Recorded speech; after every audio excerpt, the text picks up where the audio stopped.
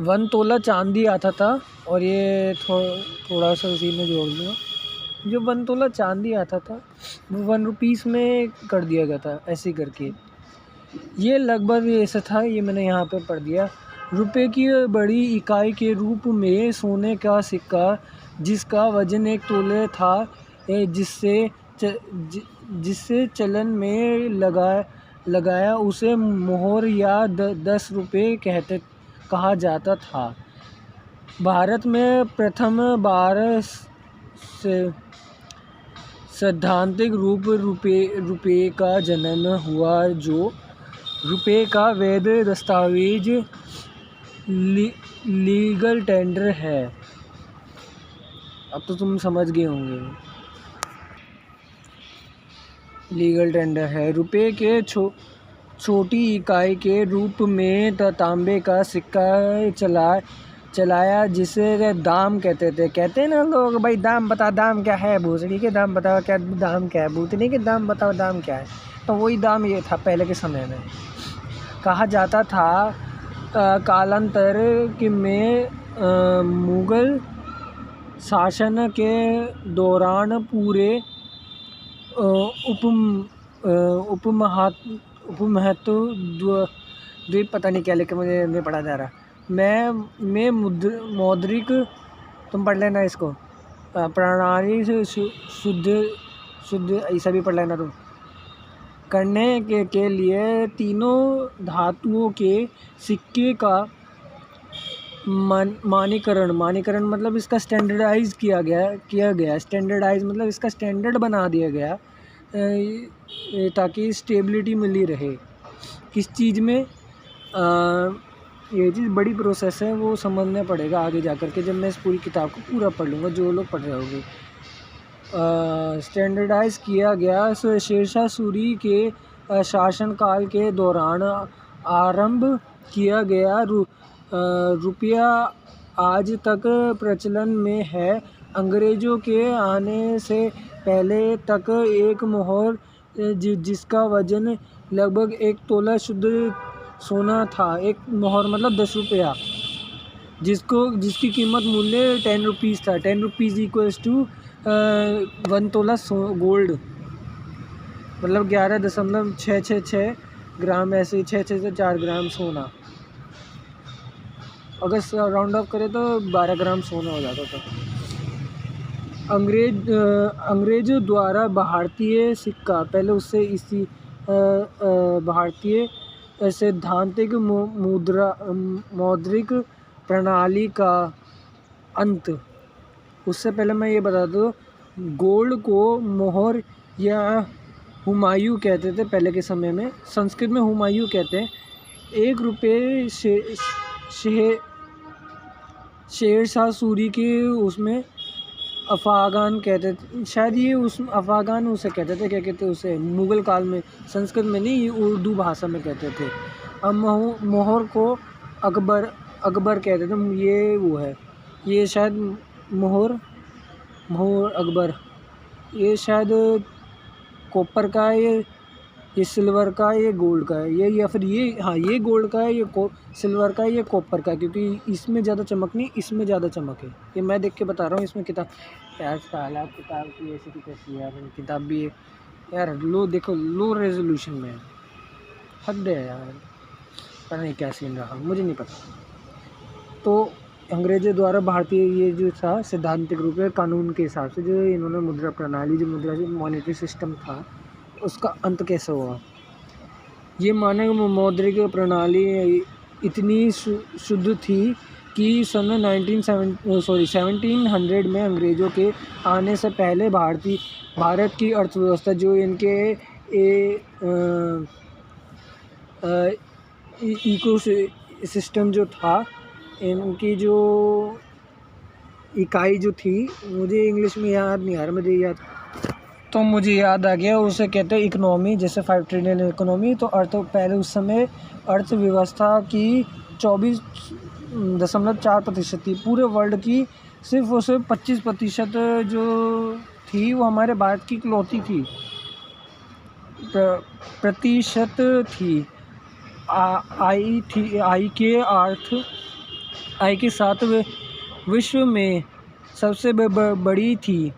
भारत कृषि केंद्र एवं उद्योग प्रधान देश था। और मैं इसमें थोड़ा और ऐड करता हूँ, साथ के साथ ज्ञान प्रदान और एल्केमिस्ट्री, पता नहीं स्पिरिचुअल साइंस, इतना कुछ था हमारा भारत पहले के समय पे।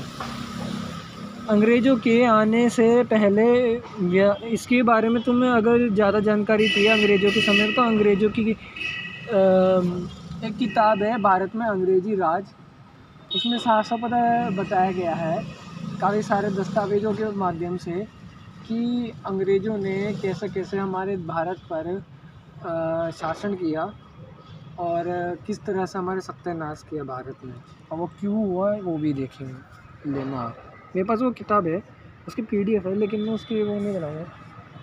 चलो, अंग्रेज़ों के आने से पहले व्यापार के लिए प्राकृतिक मात्रा में सोना चांदी के सिक्के के रूप में मुद्रा उपलब्ध थी। पहले मतलब उस समय अवेलेबल थी। गोल्ड और सिल्वर हमारे पास, वो भी ट्रेडिंग के लिए बहुत ज़्यादा थी। ये इंग्लिश में बता रहा हूँ। जिसकी सिद्धांतिक मानक के अनुसार भारत मानक स्टैंडर्ड शुद्ध 1 तोला चांदी 1 रुपये में 1 तोला चांदी था, और इसको उस समय में 180 ग्रेन के सिक्के के 1 रुपया कहते थे। शुद्ध 1 तोला सोना जो जिसे कहते हैं 12 ग्राम। इसे आसान शब्दों में बताऊं तो जो गोल्ड, जो प्योर चांदी था, 1 रुपी इक्वल्स टू प्योर 1 तोला चांदी। 1 तोला चांदी मतलब 12 ग्राम सोना मान लो, ऐसे राउंड ऑफ करके, ठीक है। और इसी चीज़, और उस समय 10 रुपये में प्योर 1 तोला गोल्ड था, मतलब 12 ग्राम सोना। इसको ऐसी मतलब इसको कहते हैं, हिंदी में बोलूँ तो शुद्ध 1 तोला सोना या 11.664 ग्राम या 180 ग्रेन्स की सिक्की इक्वल्स टू 1 मोहर 10 रुपये थी। ये था, ये स्टैंडर्ड था। मैं इस चीज़ को ज़रूर बताऊंगा, मेरे पास अभी पेंसिल नहीं है, पेंसिल से लिख के बताऊंगा। इसमें मैं यार साला एडिशन ही नहीं किया है यार, मेरे को बुला लेता तो मैं भी कर लेता इसमें एडिशन। मेरे पास ज़्यादा दिव्य दृष्टि है यार, तुम गुस्सा आ रहा है यार। क्या है यार, मुझे भी बुलाते यार, मैं थोड़ा इसमें एडिशन कर देता। अरे किताब चाहे 500 पेजेस की हो जाती तो कम से कम और दस्तावेज तो घुस जाते इसमें। तब कहता भाई हाँ 1100 रुपये की किताब है। ये किताब की तुम प्राइस देख रहे हो, साफ देखो 1895, बिल्कुल एकदम 2000 की किताब है ये। अब मैंने इसके 1100 रुपये दिए। क्यों? जब मैं वहाँ पे गया था टालकोटा स्टेडियम में, उस चीज़ की वीडियो है, बिल्कुल मैं गया था, साफ सबूत है। तो देख लेना, उसमें टालकोटा स्टेडियम में मैं था। मैंने हाँ बहुत थक गया यार, मेरे पास ज़्यादा जान नहीं है, देख भी रहे हो तो ऐसा कमज़ोर हूँ। और वो अखंड ब्रह्मचर्य का पालन करने के बाद मैं नया तो हो गया था, लेकिन फाइनेंशियली होने की वजह से मैं फिर बेकार हो गया।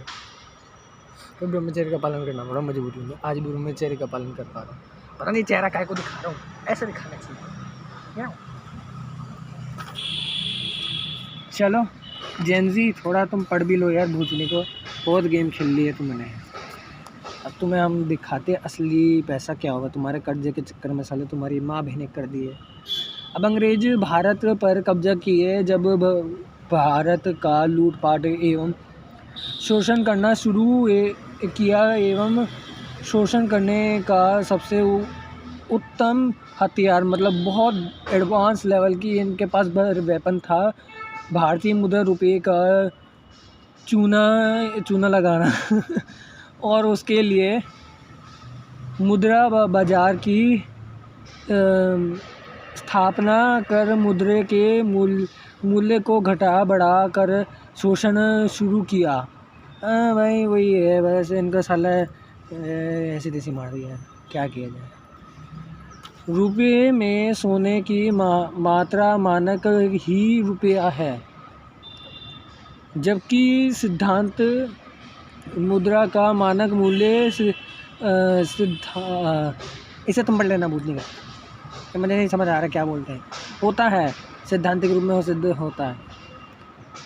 और पता नहीं क्या लिखा, मुझे नहीं याद नहीं, मेरी हालत ख़राब हो गई।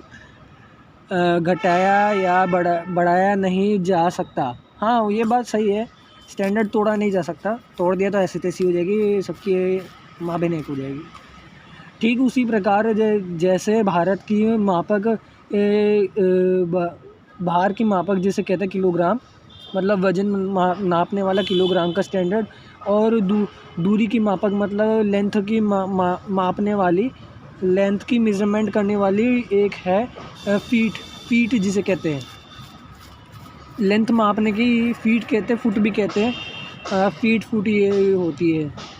यह समय की मापक मिनट हो इत्यादि मापकों के मानक स्टैंडर्ड या स्थिरांकर होती है। मतलब इनका कहने का मतलब ये है, जो भारत में क्या पूरी यूनिवर्स में जो लेंथ है, जो जैसे फुट गज ये सब होती, एकड़ वगैरह, ये स्टैंडर्ड है, ये फिक्स्ड है। इसमें अगर ऊपर नीचे कर दिया ना तो सबकी ऐसी तेजी मर जाएगी। क्यों? फिर कैलकुलेट ही घंटा होगा तुम्हारे फिर एकड़ विकड़ नहीं हो पाएगी। वो एक सिद्धांत है। तुम जो मिनट है 60 सेकेंड, उसको तुम 40 सेकेंड्स कर दोगे क्या? फिर 40 सेकेंड्स करके एक घंटा थोड़ी कर पाओगे, नहीं हो पाएगा। और ज़रा कैप्शन ऑन कर लेना, नहीं तो मुझे कैप्शन ऑन करना पड़ेगा। और इसमें मीटर का भी कहा गया है। किलोमीटर में अगर वैल्यू डिग्रेड कर दी तो सारा का सारे कैलकुलेशन गड़बड़ा जाएगी। उस चीज़ के बारे में भी इन्होंने बताया है, ठीक है। और इसमें और भी बहुत कुछ बताया, थोड़ा और आगे पढ़ते हैं, आगे क्या क्या बताया है इसमें। यार पढ़ाना पड़ेगा यार, सब लोगों को पढ़ो लिखो, भूतनी को पढ़ो लिखो ना। अगर इन बैंकों के तलवे चाटते फिरोगे, तुम्हारा पता नहीं क्या क्या ये अपना क्या क्या चढ़वाते फिर रहेंगे कुत्तों की तरह। अब डबल मीनिंग वाले लोग समझ गए होंगे मैं क्या कहना चाह रहा हूँ। ये गेमर्स की ही बात कर रहा हूँ, साले गेमर्स हो, देख लो। मैं कहाँ पर था? यहाँ पर मैंने यहाँ तक कर लिया था। उसी प्रकार भारतीय मुद्रा रुपया को मूल्य की मापक है और इसकी मानक मात्रा तथा मूल्य की स्थिरांकन होती है। मतलब इनका कहने का मतलब ये है, जो रुपीज़ है, रुपीज़ एक नाम है, उसी को एक फॉर्मेट दिया है। मैं फॉर्मेट लिख के ज़रूर बताऊंगा यार, किताब में मेरे को वर्जन पैदा करना पड़ेगा। चलो मैं बताता हूँ। जैसे नंबर लाइन होती है ना, ठीक इसी तरह एडवांस नंबर लाइन में को रुपया को कर देते हैं, और रुपया के जो नंबर्स है, रुपये में नंबर्स आ गए, और उन्हीं नंबर की जो वैल्यू है, वो वैल्यू हमें सोना या किसी धातु के ज़रिए ही डिसाइड किया जाता है। यदि अगर देखो,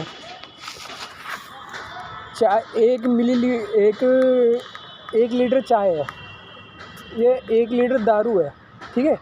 1 लीटर दारू की बोतल है, ठीक है, उसमें 1 लीटर दारू है, ठीक है।